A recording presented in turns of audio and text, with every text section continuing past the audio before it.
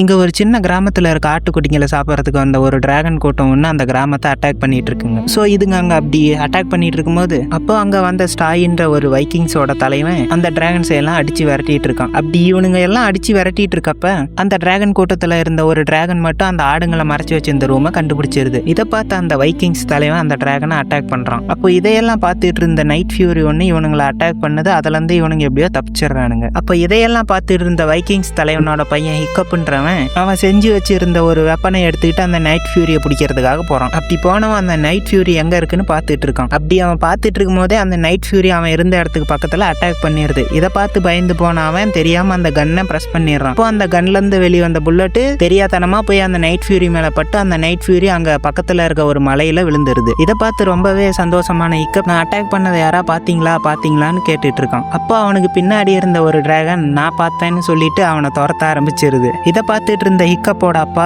அந்த டிராகன்கிட்ட சண்டை போட்டு அடிச்சு துரத்திட்டு அவன் பையனை காப்பாத்திடுறாரு.